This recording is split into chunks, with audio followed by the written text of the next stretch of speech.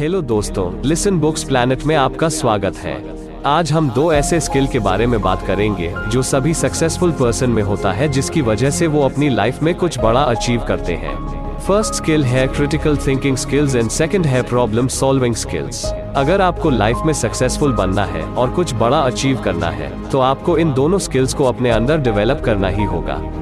चलिए सीखते हैं क्रिटिकल थिंकिंग क्या होती है और आप इसे अपने अंदर कैसे डेवलप कर सकते हैं।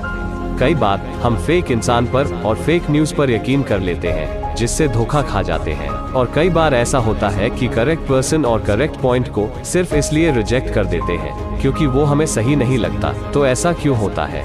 एक्चुअली ऐसा एक स्किल की कमी के कारण होता है जिसे क्रिटिकल थिंकिंग कहते हैं। किसी भी इंफॉर्मेशन को एक्सेप्ट करने से पहले उसमें लॉजिक्स ढूंढना, रीजनिंग करना, उसे डिफरेंट एंगल से देखना और किसी भी इंफॉर्मेशन को जैसा है वैसे ही एक्सेप्ट नहीं करना, इसे ही क्रिटिकल थिंकिंग कहा जाता है। जिस पर्सन में क्रिटिकल थिंकिंग होती है उसको मैनिपुलेट करना बहुत मुश्किल होता है। क्रिटिकल थिंकिंग का सिंपल सा अर्थ है किसी भी बात को न तो एज इट इज एक्सेप्ट करो और ना ही सारे पहलू देखे बिना उसे रिजेक्ट करो। वैसे क्रिटिकल थिंकिंग सभी के अंदर होती है, लेकिन बिलीफ सिस्टम और प्रेजुडिस यानी पूर्वाग्रह, ये दोनों फैक्टर क्रिटिकल थिंकिंग स्किल को बिल्कुल यूजलेस बना देते हैं। क्योंकि जो बात हमारे बिलीफ सिस्टम और सोच से मिलती जुलती है उसे हम इजीली एक्सेप्ट कर लेते हैं, भले ही उसमें कोई लॉजिक हो या ना हो। और जो बात हमारे बिलीफ सिस्टम और सोच से नहीं मिलती उसे हम रिजेक्ट कर देते हैं, भले ही वो लॉजिकल और करेक्ट हो। बिलीफ सिस्टम पर एक डिटेल्ड वीडियो पहले ही अपलोड कर चुका हूँ, जिसका लिंक डिस्क्रिप्शन में है। उस वीडियो में बताया गया है बिलीफ सिस्टम कैसे बनता है और कैसे आप इसे चेंज कर सकते हैं। अब सेकंड फैक्टर जो क्रिटिकल थिंकिंग को मैक्सिमम अफेक्ट करता है वो है प्रेजुडिस।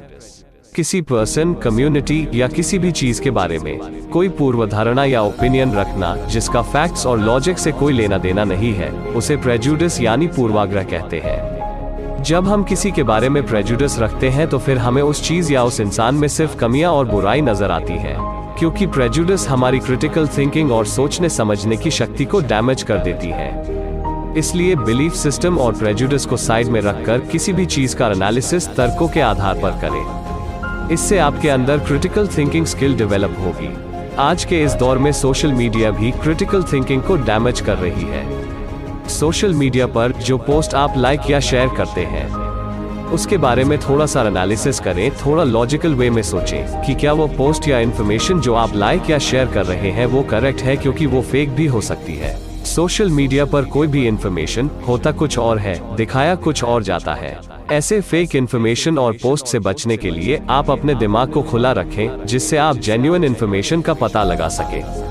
दिमाग को खुला रखना और थिंकिंग को न्यूट्रल वे में यूज करने की स्किल को ही क्रिटिकल थिंकिंग कहते हैं। अब बात करते हैं प्रॉब्लम सॉल्विंग स्किल की। इससे पहले अगर आपने वीडियो को लाइक नहीं किया तो लाइक करें और ऐसे ही क्वालिटी कंटेंट पाने के लिए हमारे चैनल को जरूर सब्सक्राइब करें। अब आगे बढ़ते हैं। लोग अक्सर प्रॉब्लम आने से दुखी हो जाते हैं और सोचते हैं कि मेरे साथ ही ऐसा क्यों होता है। लेकिन सक्सेसफुल लोग कभी भी प्रॉब्लम्स आने पर घबराते नहीं, बल्कि प्रॉब्लम्स को फेस करते हैं, क्योंकि ऐसा करने से उनमें प्रॉब्लम सॉल्विंग स्किल डेवलप होती है। लाइफ में सक्सेसफुल होने के लिए आप में प्रॉब्लम सॉल्विंग स्किल होना बेहद जरूरी है। अब लोगों को उनके बिहेवियर के हिसाब से उन्हें 3 कैटेगरी में डिवाइड किया जा सकता है। फर्स्ट कैटेगरी में वो लोग आते हैं जो हमेशा पास्ट में रहते हैं, सेकंड में वो लोग जो फ्यूचर में रहते हैं और थर्ड में वो जो प्रेजेंट में रहते हैं। चलिए समझते हैं इसका क्या मतलब है। फर्स्ट है पास्ट में जीने वाले लोग। पास्ट में रहने वालों को हम रिग्रेटेड कह सकते हैं। रिग्रेटेड लोग हमेशा अपनी लाइफ के बारे में कंप्लेन करते रहते हैं और वो अपने पास्ट इंसिडेंट्स को याद करके दुखी होते रहते हैं, जैसे कि मेरे साथ ऐसा कैसे हो गया, मेरा प्लान फेल कैसे हो गया, मेरी लाइफ में कुछ भी सही नहीं हुआ, वगैरह वगैरह। हालांकि फिजिकली तो वो प्रेजेंट में रहते हैं, लेकिन मेंटली पास्ट में जीते हैं। दुख की बात यह है कि जिस पास्ट के लिए वो अपना आज यानी कि प्रेजेंट बर्बाद कर रहे हैं, वही प्रेजेंट कल फिर से पास्ट बन जाएगा और वो फिर से पछता रहे होंगे।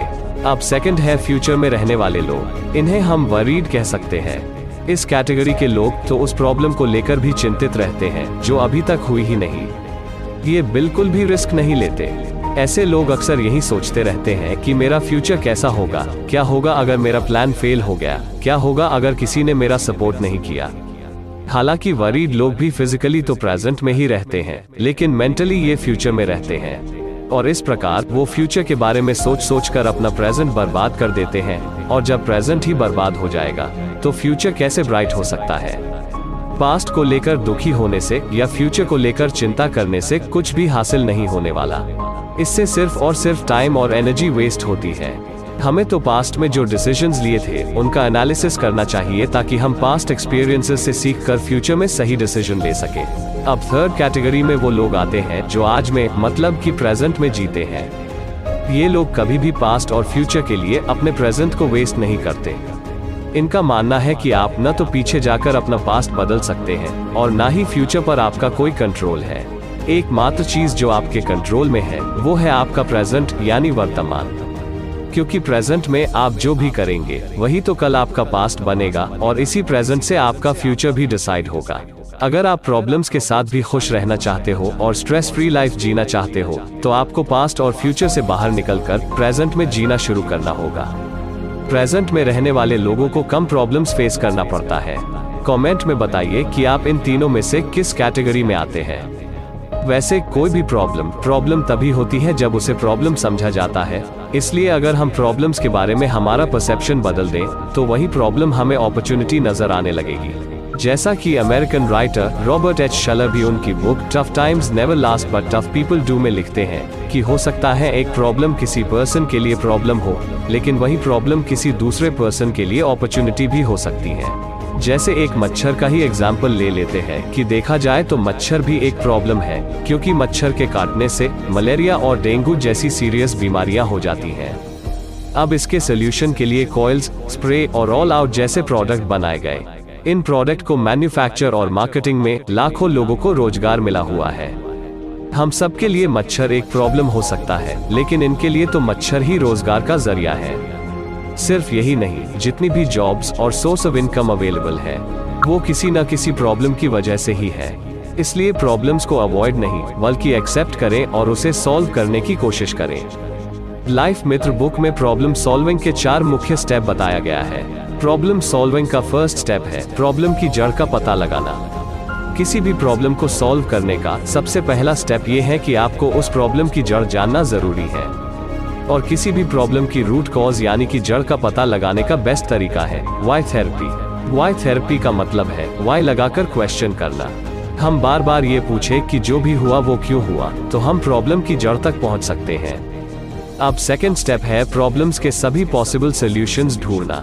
जब एक बार ये क्लियर हो जाए कि प्रॉब्लम की जड़ क्या है, तो उसके बाद आपको प्रॉब्लम के सभी पॉसिबल सॉल्यूशंस ढूंढना होगा। और अगर आपको उस प्रॉब्लम का कोई सॉल्यूशन नहीं मिल पा रहा तो उस प्रॉब्लम के बारे में उन लोगों से डिस्कस करें जो समझदार हो और जिनका उस क्षेत्र में नॉलेज हो। जब भी आप किसी बात को लेकर स्ट्रेस में हो और आपको उसका कोई सॉल्यूशन नजर नहीं आ रहा हो तो उसे दूसरों के साथ जरूर डिस्कस करें, क्योंकि पॉसिबल है कि उनके पास आपकी प्रॉब्लम का कोई बेटर सॉल्यूशन हो। अब थर्ड स्टेप है बेस्ट सॉल्यूशन को इम्प्लीमेंट करना। किसी भी प्रॉब्लम का आपके खुद के पास भी कुछ न कुछ सॉल्यूशन होता है, और जब आप दूसरों के साथ अपनी प्रॉब्लम डिस्कस करते हैं तो वहां से भी कुछ आइडियाज मिल जाते हैं। इस प्रकार आपके पास एक ही प्रॉब्लम के मल्टीपल सॉल्यूशंस हो जाते हैं। अब आपके पास जितने भी सॉल्यूशंस हैं उनको एक पेपर पर लिख लें और फिर बारी बारी सभी सॉल्यूशंस को रिव्यू करें और उनमें से जो भी सॉल्यूशन आपको बेस्ट लगे उसे अप्लाई कर दें। प्रॉब्लम सॉल्विंग का फोर्थ स्टेप है आउटकम पर ध्यान देना।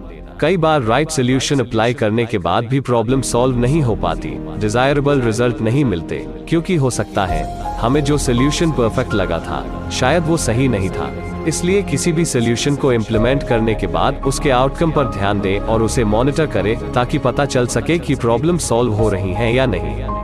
क्योंकि अगर रॉन्ग सॉल्यूशन इम्प्लीमेंट हो गया तो प्रॉब्लम और भी बड़ी हो सकती है। इसलिए सॉल्यूशन के आउटकम पर जरूर ध्यान दें। तो ये थे प्रॉब्लम सॉल्विंग के 4 स्टेप्स। किसी भी प्रॉब्लम को सॉल्व करते समय इन 4 स्टेप्स का ध्यान रखें। इससे आपको उस प्रॉब्लम को सॉल्व करने में मदद मिलेगी। मैं उम्मीद करता हूँ कि अब प्रॉब्लम्स के बारे में आपका परसेप्शन और कॉन्सेप्ट जरूर चेंज हुआ होगा, और अब आपके अंदर प्रॉब्लम सॉल्विंग स्किल भी डेवलप होगी और आप अपनी प्रॉब्लम्स को बेटर तरीके से सॉल्व भी कर पाएंगे।